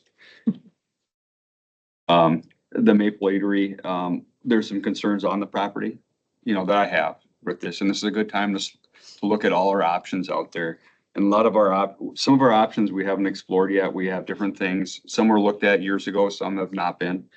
We have contracts to look at, RFPs, congregate locations, voucher systems, leasing a space, buying a space that's opportune for it, building our own, and then revisiting our kitchen and camp to produce these meals. One of the concerns I have on the property with the Red Maple is, if you know the Red Maple, it's attached to the hotel. The last thing we want to do is buy a building that is attached to another building for a county building. The Red Maple does not have its own restrooms. You have to go into the hotel to use the restrooms, which causes more issues. Although it looks very nice very nice restaurant, has good equipment and everything ready to go. It's not a great purchase for the county, which gives us time to take a really good look at the program and our cost per meals and how that works out and what we can do with that. Some of the things that were brought up was some of the people would like to, you know, a voucher system, eat at a restaurant, you know, versus going to a central area. You know, you have that, view that I have to go to the central spot to get my meal versus having a voucher and going to a restaurant. So this will give us the opportunity to look at these other programs and take a deep dive into the program with Sabrina and Nicole. So at this time, my recommendation is not to move forward with looking at the purchase of this building just because of big factor is the risk of it attached to another building in a hotel that subsequently, if it burns or something happens, and trying to ensure that would not be in the county's best interest. So at this point, my update would be to further look into these other areas as we move forward and still monitoring federal funding for Medicaid and what our costs are. So as part of this evaluation process, so I understand there's quite a bit of space there because it was a restaurant.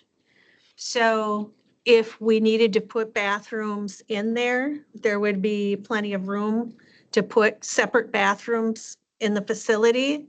I guess I would like to see that looked into a little bit. And then as far as, the two being connected, I also would like to see it looked into that if there is a way to somewhat a firewall or something, a manner to mitigate that as well. And I understand all these things have a price tag, but I don't want to throw the baby out with the bathwater when we're looking at that kind of money and potential savings. I don't know, Joe, is there anything, I don't think people are probably clamoring to buy a restaurant in Luck, Wisconsin right now, but you never know. So are there any options of something like a right of first refusal or something along those lines that would allow the county the time to evaluate all of these things without it being gone? I mean, I guess I respectfully disagree with Mo that we should just forget about it, because I do think that there are things that we can look at and maybe they don't work, or maybe they're not cost effective, but I would like to see us just find out so we know for sure. So to answer your question, you could enter into an agreement with the property owner.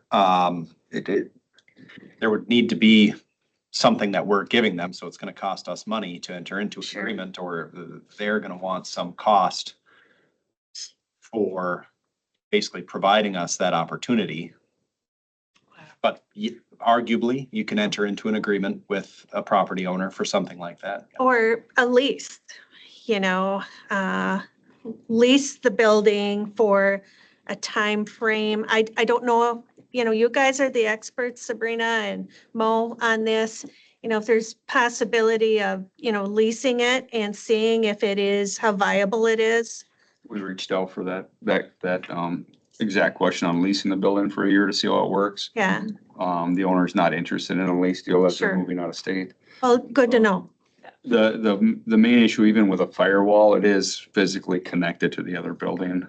And to run it, I'm guessing that has city sewer on it, which it has that combined way in which way that goes out. There is other opportunities out there. There is the church in Milltown and Centuria has combined congregations, so the church in Milltown is for sale. I don't know if there's a kitchen in there or not, but no. Not, we're just There is, kinda- but it's a very old building. I I'm not sure which you building. know, I find the risk of even, spending the money to try to look at the cost of putting up a firewall or something to try to separate out two buildings that are joined through fasteners. Best opportunity for that, because I think the voucher program, some other ones have some better opportunity to supply meals. And just to touch on the voucher program, that is definitely an option, and that's something that, I've been interested in doing for quite some time, but that would not fulfill the home delivered meal population. That would just be the congregate population. So the people who are in their homes would not, We'd okay. still need to do meals somehow that way.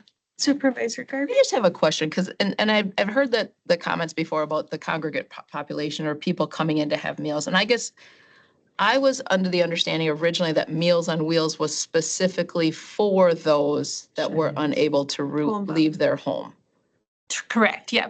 Yeah, we have two different programs. We have a congregate meal program and a home delivered meal program, and both of those have two different pots of money as well. Okay. We have more money in our congregate pot than we do in our home delivered pot. Okay, so the congregate pot can they still get them delivered, but they don't have to have that, no, they actually have to come to pick it up or Yeah. to eat there. They have to eat there. The Okay, congregate meals, the only eligibility requirement for a congregate meal is to be 60 years of age and older.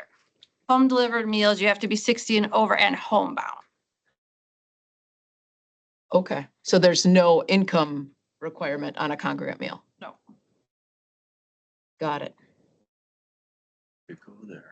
And there is We would love to have you. Supervisor Olson? Yeah, I'm just gonna agree with Mo. I don't, you know, I don't think it's a good option for the county to own a building that's physically hooked on to another building. The risk is very, very high. You don't do that. Rita wants to run a hotel. She says, can we buy them both? I mean, who owns a hotel? I don't know.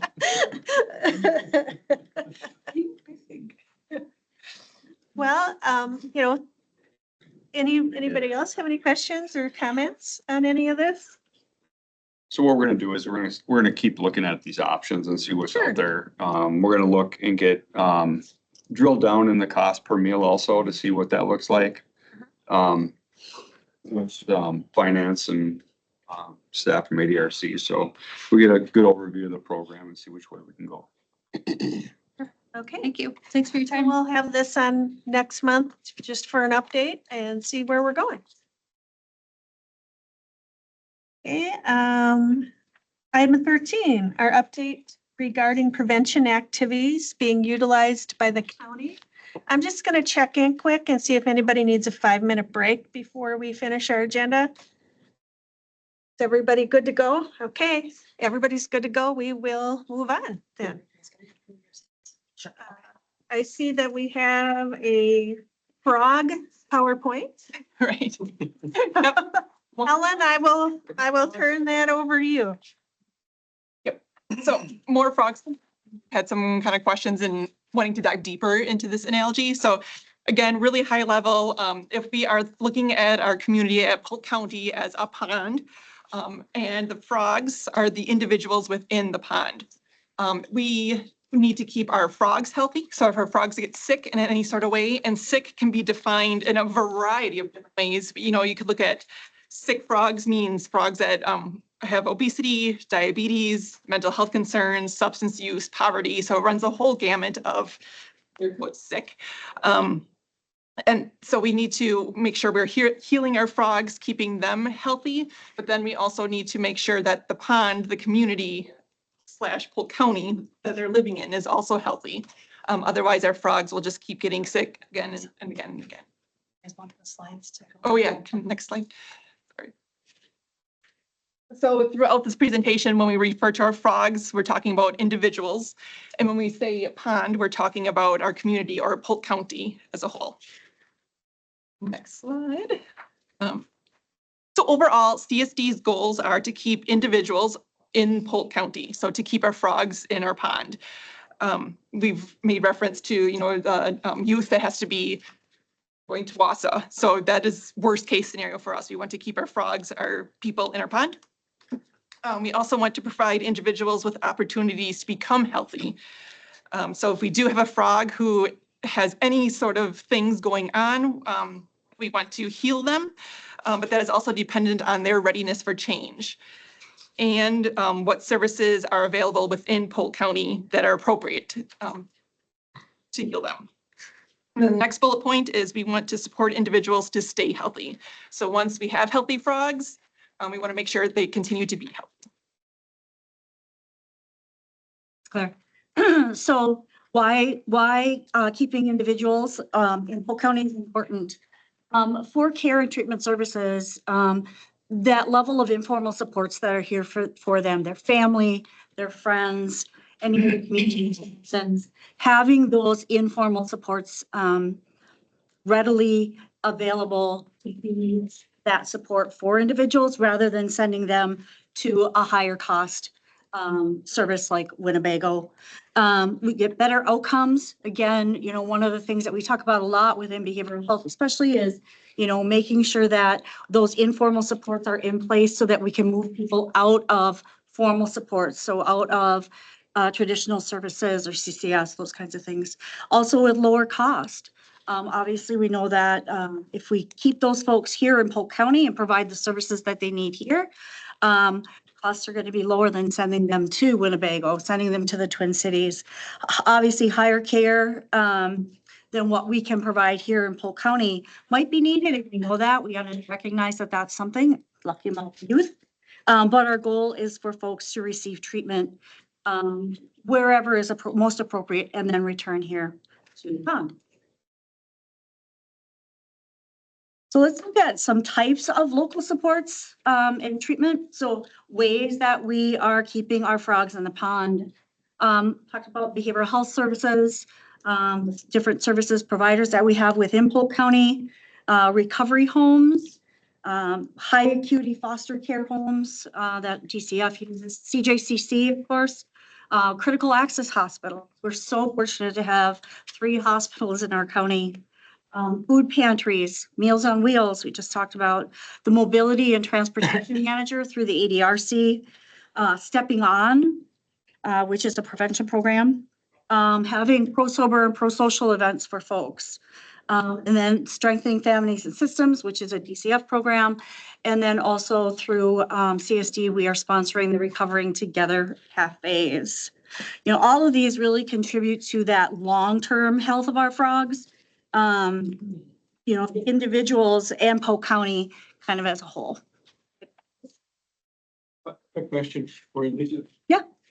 What's Stepping On? You said it's a prevention. Sure. It's a fall prevention program that Public Health and ADRC work together to offer. It's like a 7-week course. So again, we're hoping to prevent or to strengthen people, to have them have the tools and skills they needed to prevent falls, so we can prevent the broken hip and the transport, you know, to regions. And then maintain that independence in the community, living in their home versus being placed in a long-term care facility or something like that, even if it's short-term, right? All right, so let's think about some elements that. I'm sorry, do you want to say questions to the end No, or? jump in, I'm good. What are recovery cafes? Yeah. Oh, sure. So Recovering Together cafes are something that we started sponsoring 2 years ago now, I think it is, 2-3 years ago. It's an evidence-based program, and I don't have all the exact details. We send staff to be formally trained. And what they do is it's for individuals who are recovering from anything. Could be mental health, could be substance use, could be some kind of physical condition or chronic disease. They come together once a month. There's a meal provided. We don't sponsor that. Actually, the Mental Health Task Force sponsors that. And then they have tables where they have facilitators that sit at each table, and then they look at life issues or situations. Then they discuss how that is important to recovery. And then they also, by having those folks sitting at the table, they can share their stories, share their successes, what's worked well for them. It's usually, I think, about a 3-hour process with the meal and then the cafe itself. So we have, I think, 3 or 4 actual Polk County employees that we have involved that did get that formal training that helped facilitate that Recovering Together. Record highs for. Yeah, it's amazing. I think month before last, I think we had 20 people. It's huge. It's, you know, anytime you start a new program, it's kind of slow going till it kind of catches on a little bit. But that's open to anybody. It's really been received well now. Where is that held? Right now, it's at Joy Lutheran Church. We had started out having them here at the county building upstairs in one of the conference rooms. And frankly, it was difficult for some people who maybe had difficult experiences here at the county building, whether that be through, you know, Department of Children and Families or whatever. So we really felt it was important to have that in a more neutral setting for people, so they didn't have those concerns. So yeah, and since the move, it's really exploded. So yeah. What about a recovery home? So Onyx is a supportive of recovery homes here in Polk County. I think there's one in Emery. There was a woman's recovery home, and that has since shut down. There's several in Richmond. So we work with those folks as much as we can to find opportunities for folks to live in a sober living environment when they've come out of treatment. Another question. How many food pantries are there in Polk County? I might. Yeah. Yeah. You know, we actually, one of the brochures we have, I think in our rack near the lobby, has all the different food pantries in it and their hours of operation, days of operation too. So. Do they provide these statistics to the county as to how many clients they have? Yep, UW Extension takes lead on that, so they Oh, they- compile it every couple of years, and the report just came out last winter, I think, yeah. Off the top of your head, do you know how many? I don't want to misspeak. A lot. Yes. I Okay. can tell you, there's a lot that use the one in Centuria now that's church sponsored. Probably more. Thousands of people. Yeah. use that. Anything else on those? So moving on to looking at, elements that impact that frog or that individual health. So we talk a lot in many areas of CSD about risk factors versus protective factors. And I can tell you in behavioral health, that's something that is assessed anytime a person comes in for an evaluation. We look at what their risk factors and their protective factors are. So some of the risk factors include genetics. That might fall into, is diabetes, obesity, if they're chronic mental health disorders in the family. Stress. Stress is a big factor and a risk factor for people. Any mental health conditions as well, family history, some substance use, sometimes you'll see family history in there. Loneliness, we talked a little bit about that last year when we were going through the Surgeon General's report, and how important loneliness is a risk factor. And then trauma.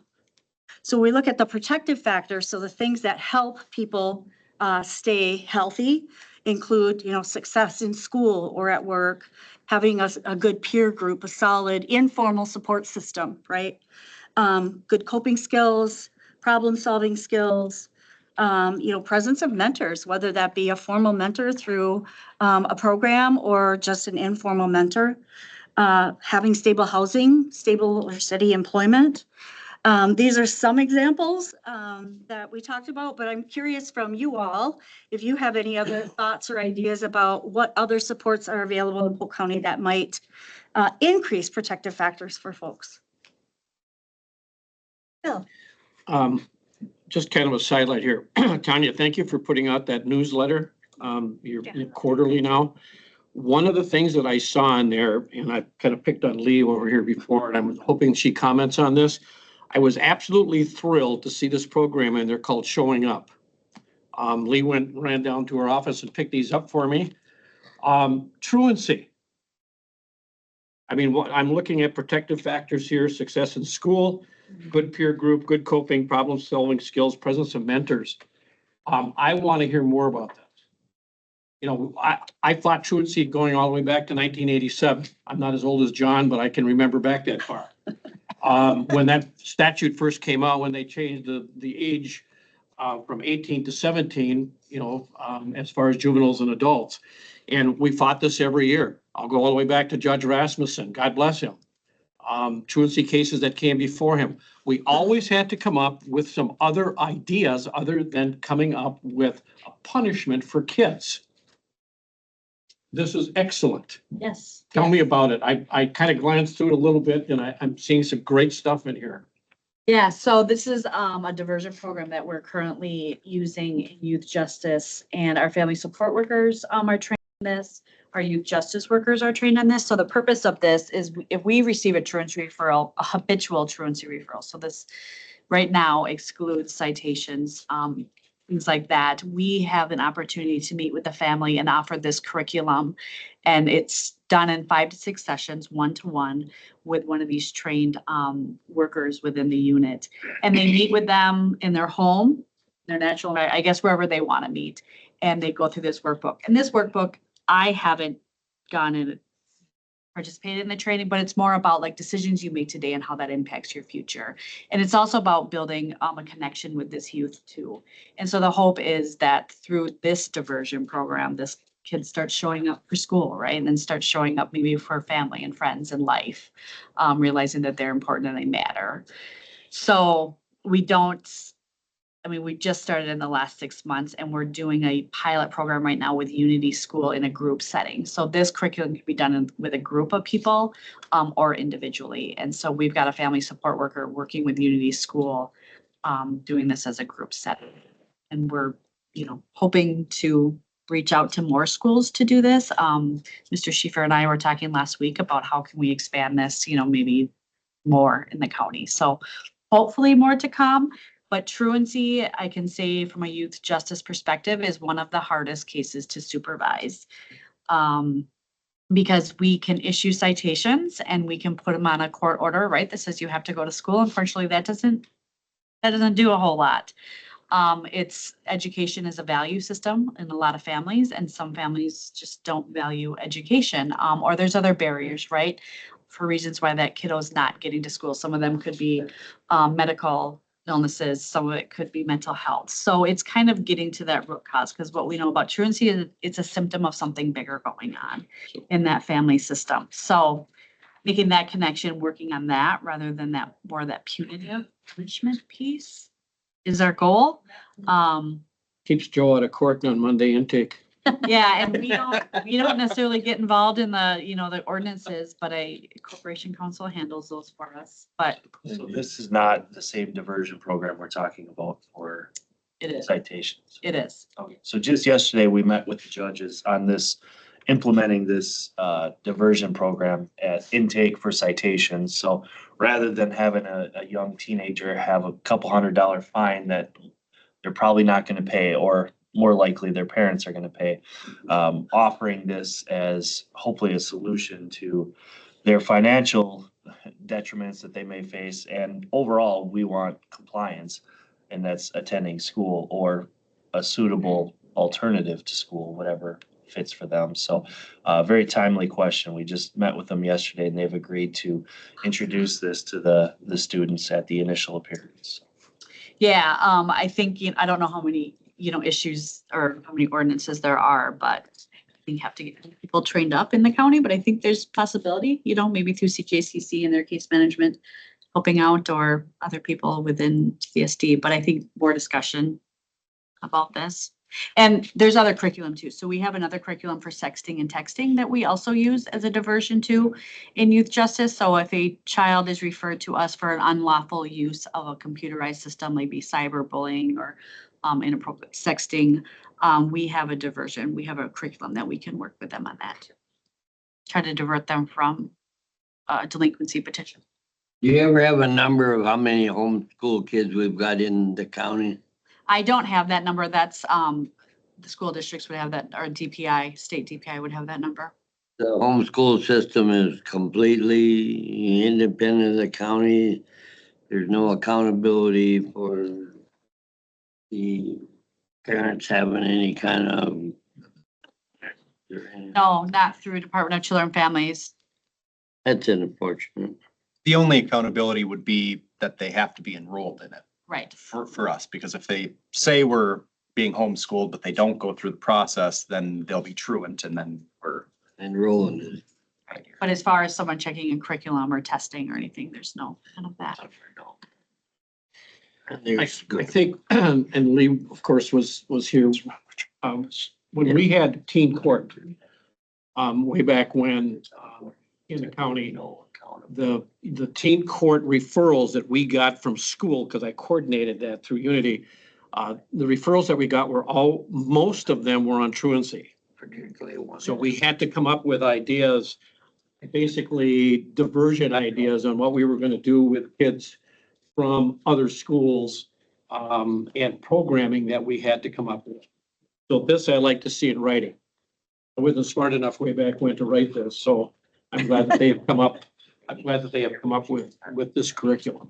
And this is a gentleman that started his own company in Wisconsin. I saw that. Yeah. I met with him. Yeah, he's got great energy. Yeah. So. Well, thank you. I take some time. I'm going to read through that. And that all ties into what this presentation is, because absolutely. These children are learning the tools that they need to be successful adults, so that they don't necessarily need to use these services later on. And something I think I would just add on is, because of the successes that Lee and her team were seeing, we have two rehabilitation workers in CSD, and those two individuals work with consumers in our CCS program. And so they have been through that curriculum training as well. So if through that process, if that truancy is being seen, and then if they are in a treatment setting, we can also conduct that curriculum there. And it's also reimbursable But, so yeah, so we have it now at a couple different levels, so I think that that's huge. So hopefully we can see some change. Any other ideas from other folks about, what other kind of supports are available to increase protective factors in the county? Parenting school? No. Um, babies don't come with manuals. And a lot of people don't have good parenting examples to learn from. So support and education for parents. And Family Resource Center of Polk and, Yeah. they cover the St. Croix Valley, and they cover Polk County. And they are really the experts that provide a lot of that home visiting, parent education. Family support workers also provide parent education. So they're early Head Start. Yep. That's what I was thinking after. So really, I mean, just trying to get folks to be thinking about what other kinds of things we have in the county that are working hard toward increasing those protective factors and making sure that we're supporting those too. I mean, I would even venture to say, other community events like the fair, other social things that we might have going on that bring people out of their home, out of isolation.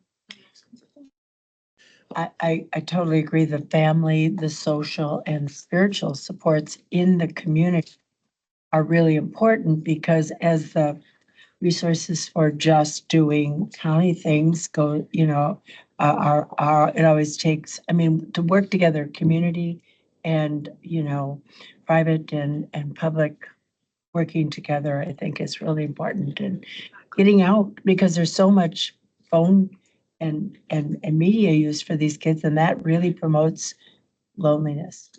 4-H. I was just gonna say 4-H and your scouts group. Yep. Etc. Awesome. Thank you for your, One other huge shout out to kinship. Yeah. You talked about mentoring program. The kinship program is remarkable in this county. All 8 schools I know participate with kinship mentors that come from the high school and the middle school into the elementary, even before they come back out in the community for adult. So again, that's a huge factor here. So Lisa talked about the risks and protective factors that can be found in frogs. On the next slide, I'm going to talk about social determinants of health. So that is how, well, the definition is conditions in the environment where people are born, live, learn, work, play, worship, and age that affect a wide range of health functioning and quality of life outcomes and risks. So exactly, there's 5 different buckets there. Thinking about the quality and access to education and even childcare, economic stability, social and community context. So that's where we're talking about any community events, the fair, the gathering of people. So you're feeling like you're connected to the community. Neighborhood and built environments and healthcare access and quality. And that's not only just medical healthcare, but also mental health healthcare, dental, vision, prescriptions, all of those pieces together. So on the next slide, so some elements that positively impact the pond or Polk County health. Things such as reducing stigma, ensuring availability and affordability of healthy foods, reducing alcohol and tobacco sale rates to minors, and changing that culture of that underage drinking is acceptable. And all the prevention programming that we're doing through drug-free communities, any education, the community events, and then advocating for policy changes, such as like the smoke-free ordinance that we passed years ago. And then Tanya mentioned ways that we measure kind of the health of the community is by every 5 years, public health does a community health assessment, looking at these type of topics, and then we develop a community health improvement plan based on that information too. Again, with our community partners, looking at like the whole Polk County as a whole, not just like what is CSD doing, but what is happening in our community. So finally, just I guess saying is that, the services that we provide here in the county, things that are available to folks, keeping the frogs in the pond, keeping those folks in our community. And just kind of a shout out for our 3-legged stool in CSD, that prevention, that intervention, and then that health, healing and recovery. That's really our focus. That's our goal in CSD. Are there any kind of community events of that for help? Entire program. In other words, I mean, I know there's a community health walk. There's the suicide walk. Yeah. That'll be in September. Yep. I think National Night Out. National Night Out. Yeah, that's a great example of another What is that? National Night Out. That's sponsored by the Sheriff's Department. May 14th, we're having a women's health fair at the Amory Community Center. So Public Health is kind of hosting it in addition to tons of other community partners. So I think those events are constantly coming, throughout the year, depending on the needs that we see too. Depending if we notice, oh, wow, our pond seems to be a little murky in this area, then we create an event. Schools, the summit. Yep, the Youth Summit, Drug-Free Communities Youth Summit. Some districts have opted into sending youth to our Youth Summit beginning or middle of May. So that's to look at protective factors, increasing coping skills, resiliency. And I would even say, so Lee and I may have seen in the newsletter, we were down at Human Services Day at the Capitol a couple weeks ago and had the opportunity to represent Polk County in talking with some of the staffers of our legislators regarding some of the things that are in the governor's budget and talk about some of the challenges and successes that we've seen too. And that was really a wonderful opportunity. It's been a couple of years since we've done that as a CSD team, but yeah, it's great. Questions and comments? Supervisor Olson. So great presentation. Liked everything about it. Now I'm going to use Mo's word of but. So we've talked about a lot of how we're trying to keep the water clean. So my question is with everything we're doing in this presentation to keep the water clean, how do we then justify supporting Don't Use Alone, the state program, passing fentanyl test strips that's making that water dirty? That's making the water dirty for everybody. And I guess, how do we do all of these great things and yet maybe it's just a farmer in northern Polk County who thinks when I look at those two programs, we're supporting drug use. Yeah. And so we're making the water in the pond for all of us dirty. I don't need a response. That's fine. It was more of a comment than anything, but I guess we need to make sure that we want that water to stay clean all the time. And I don't think we should be doing anything to dirty. We all get up in the morning, we all make decisions. And some of them are not always good. And I just think it's easier to help people than to keep them addicted. That's why I went 2 months ago with picking on Pam, using the analogy of bringing me enough alcohol to get drunk every night. She's not getting me into clean water. She's keeping me in the dirty water. And if being in the dirty water, if that scenario is keeping me in the dirty water, then we as a county need to be very sure that we're not keeping, that we're trying to make the water clean all the time and not muddying the water, so to speak. So, but that's my soapbox speech. And I wanted to say I appreciate that perspective, but I also would like to turn it over a little bit. So Absolutely. if Pam is bringing you boxes and boxes of donuts every day, are we gonna, how do we handle that, right? She should quit. Look at. Yeah. So just looking at, because you said yourself, it's not just substance use and mental health, it's more than that. So I think that we need to look at that as a whole picture. So, are we gonna require that? It's harm reduction, really. It's like, making good decisions, teaching kids how their decisions today are gonna impact them tomorrow. So I think we're not always gonna be successful, honestly. Oh, yeah. No, I I'll be frank. don't expect 100%. No, absolutely not. I lost a brother to substance use 5 years ago, who was a year older than me, because we couldn't help him enough. So that's personal for me. But it's more than just the substance use and the alcohol. It's also about how are we mitigating those things?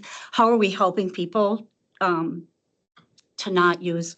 And harm reduction is an evidence-based practice. Just like it would be if you're a diabetic and your pancreas doesn't make insulin. we use insulin to help people stay healthy. Other than it's my choice. If Pam brings me the alcohol, I'm not gonna drink it. She brings me the donuts. You're gonna hit the donuts.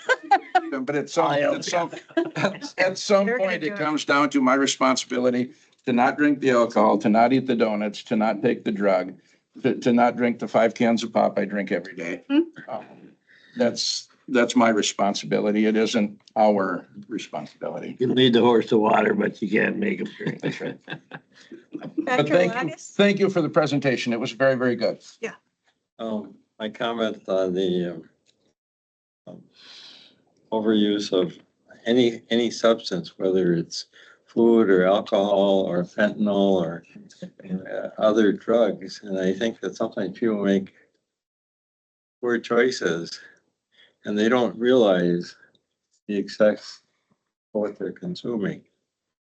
And I think that we as a community still need to help these people so that they survive and that we can help them to maybe contribute to our community later on. And I think that's part of the AA program. I think it's reasonable to try to figure out these strips and are they suffering from fentanyl? Are they suffering from what? To try to discriminate. The same thing as somebody comes to a physician's office, they try to figure out, have you got COVID? Have you got some other infectious disease? Have you got and so I think that we still have to help people overcome some of these things and basically get them on the right road so that they can survive and they can contribute to their family and their children. And so I think that if they have any, and so I think it's still an important function. Bill? I was gonna say, a lot of those things that Supervisor Olson brings up, they're preventive measures. And, if you believe in that prevention, I always think about Narcan. So if you have somebody that's overdosing, they've made a decision to overdose on something, okay? So you have a paramedic standing there and the question would be, do I give this person Narcan or do I let them die? Because they probably are gonna go back and repeat that drug overdose again. So it becomes either an ethical or a moral question as to what you want to do there. So, again, you can go both ways here on the use of prevention. Pre and post. You have Pre and one is post. Yeah. Yeah, it's interesting, and again, the prevention part of it is at the federal level, all of the excitement that we have over vaccination. To vaccinate or not to vaccinate. I'm glad that I've had MMR, so I don't get the measles. I'm not as lucky as the people down in the southwestern part of the US, almost 600 cases and a couple of deaths. Totally preventable. And kids who have nothing to say about it. Yeah, totally preventable. So again, that's just a thought. Thank you. Anyone else? So, Well said. I respect that we have different opinions on things like that. And I respect that Brad's opinion is different than mine. And that he gets to say that, and that's different than my opinion is on this particular thing. But I agree with what Bill said. There's, 2 different ways to go about this and look at this. And from the people I've talked to who work in the addiction fields, these people are going to use drugs whether they get test strips or not. And with the fentanyl lacing, if they can test that doesn't, it's not just drug addicts that use fentanyl, it's high school kids who experiment, which, I grew up in the 70s and it's normal for kids to experiment with things that they shouldn't. And young people make poor decisions. And I guess for a poor decision of experimenting something, should they have to pay with their life? So that's just the way I look at it. What would Jesus do? And, Right. just to offer an alternative point of view, and I respect Brad's and other people's point of view that is different than mine as well. I get it.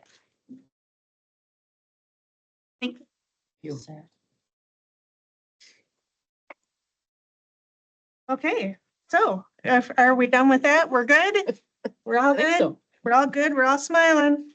Okay, let's move on to agenda item number 14 is our update regarding housing.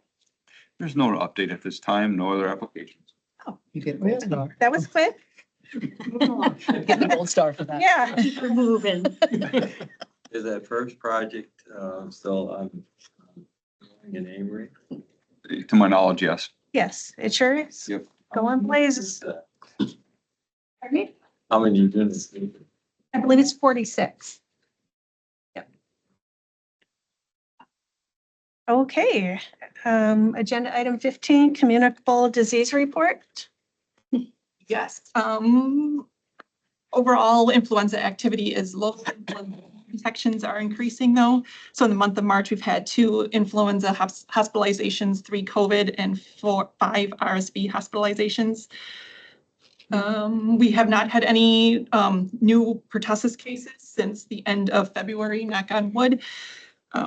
Measles update, as of April 3rd, there's been 607 confirmed measles cases across the US. 12% of those cases have been hospitalized and 3 deaths associated. And I'd say Polk County, we have about on average 1 to 2 measles tests going down to the state lab of hygiene per month. So that is something our providers are actively looking for also. And then at the end of February, we had a case of Legionnaire's disease that was reported in Polk County. So Legionnaire's disease is a rare form of pneumonia. So if you inhale water that is infected with Legionella bacteria, goes into your lungs, it's treated. Typically need to be hospitalized though. So we worked with the Wisconsin DHS to investigate the water at 2 different facilities. So right now, both facilities are doing short-term mitigation strategies. They've notified patients and staff, and then they are working with us for their long-term mitigation plans. So I just want to compliment your department.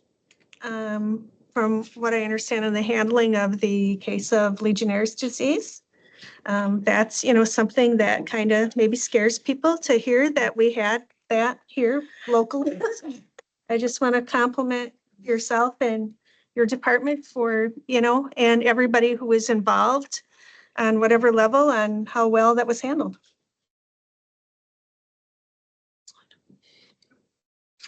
Okay, then. So let's move on. Did you have anything, Dr. Lagus, you wanted to talk about? I know the federal government reduced some funding for COVID. Dr. Micah Osterholm in his bi-weekly report said that last week there were still 1,000 people in ICUs with COVID throughout the United States. So COVID is live and well. Unfortunately, I got COVID in mid-December in a church situation of our choir practice, and there were 2 people I got first row, 2 people in second row, and 2 people in third row. So there were 6 of us that were exposed by our choir director. So you're going to humming instead of singing then? So, and since then I've had a chronic COVID cough, and I rarely sing with them anymore because last Sunday I went singing. I had a Ricola throat lozenge in one hand and my Hymnal. music in the other hand in case I started coughing during the singing process. So it's live and well. And then unfortunately, as he was saying about MMR vaccine, to our surprise, both of our surprise, Robert Kennedy recommended MMR vaccination Well, for the Last resort? measles outbreak. Yeah. Well, yeah. So Okay, do we have anything else on communicable diseases? Nope. Okay, let's move on to 16 then, legislative event report. I'll make this as quick as I can and give you. With Wisconsin Steering Committee, the next meeting will be virtual. And I come up here on all the virtual meetings, have it on the screen. And so 10 o'clock this Friday. Date? Oh, yeah, 10 o'clock this Friday, April 11th. And the topic is, the steering committee topic is Health and Human Services Steering Committee. So anybody is here, that's a great chance to ask any questions. How the steering committee works now. This fall, I think it's in August or September, that's our state convention. So the resolutions that come to the state convention come to like a steering committee. And then we have a general Wisconsin, probably bi-monthly. And then we vote on what we're gonna send to the legislature to our annual meeting, if we send it with a recommendation or not. So it's got pretty broad coverage. So I'm in touch with Robin Voss every couple weeks. We talk on the phone and talk about things coming up in the oncoming legislature. The 31st, there was a on-site meeting in Wisconsin Dells. And for some reason, I don't know what's happened. Chelsea Shanks, she just got married. That's her last name now. Talked to her a lot, but I didn't have nobody gave me any notice. Didn't answer the last couple of times I talked to her. And that meeting was on transportation and public health,